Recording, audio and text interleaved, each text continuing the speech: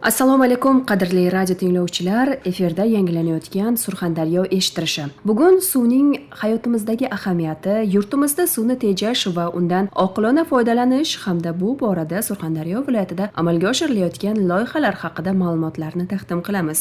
Soha mutaxassislari bilan suhbatlashamiz, bizdan yiroqlashmang.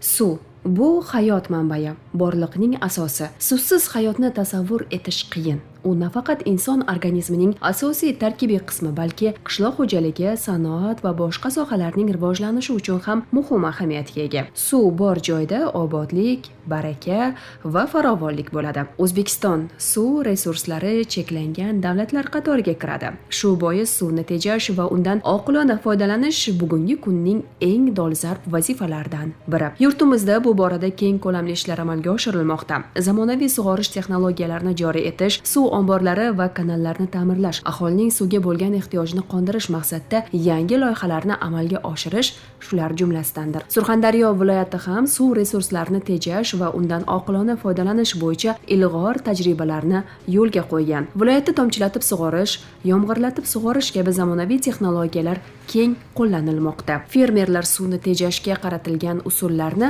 o'zlashtirishmoqdalar.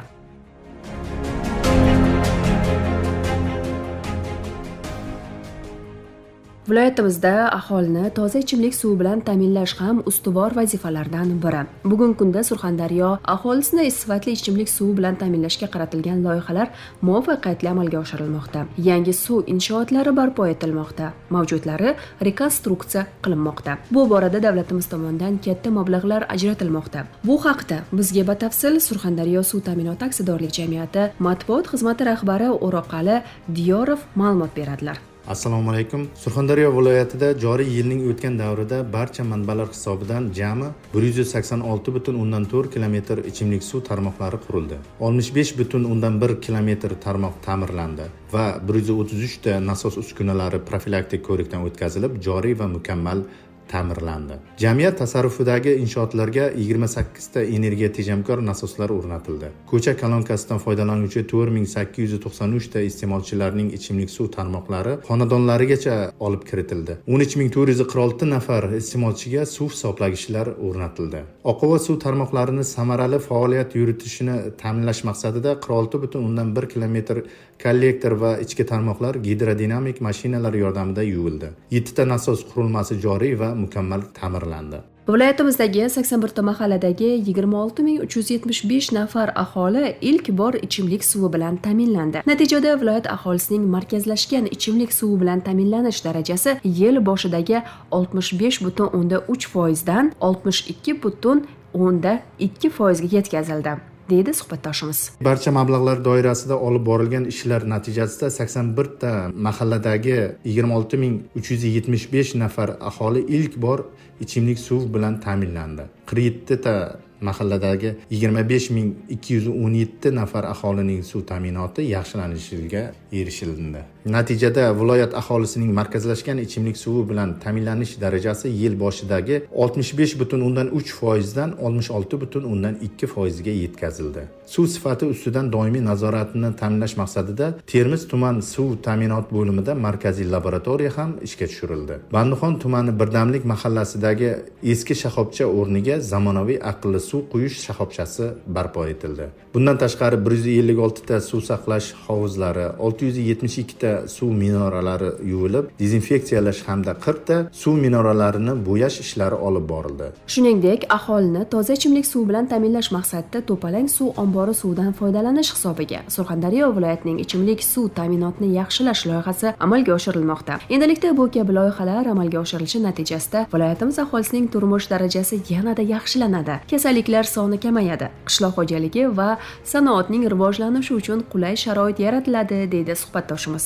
To'palang suv ombori suvidan foydalanish hisobiga Surxondaryo viloyatining ichimlik suv ta'minotini yaxshilash loyihasi bo'yicha 1,576,2 milliard so'm mablag' ajratilgan. Loyiha yakunlangach, 495 ta mahallada, ya'ni 1,3 million nafar aholi toza ichimlik suvi bilan ta'minlanadi.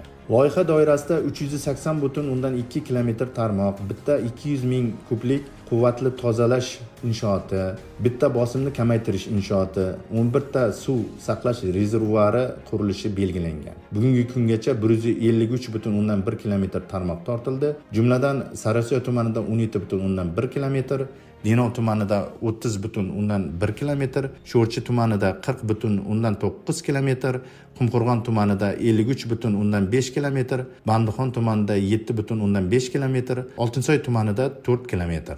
Shuningdek, Sariosiyo tumanida 1000 metr kub va 10 ming metr kub, Denov tumanida 20 ming metr kub, Sho'rchi tumanida 10 ming metr kub, Qumqo'rg'on tumanida 2 ta 5 ming metr kublik, Oltinsoy tumanida 4 ming metr kub suv saqlash va tarqatish inshootlari qurilishi yakunlandi. Natijada mazkur tumanlardagi 257,6 ming nafar aholi toza ichimlik suvi tarmog'iga ulanish imkoniyati yaratildi.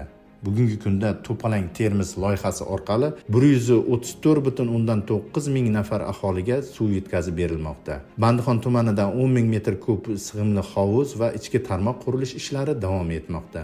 Hozirgi kunda Bandixon tumanidan Termiz shahrigacha magistral tarmoq tortish ishlari ham olib borilmoqda. Suv bebaho ne'mat.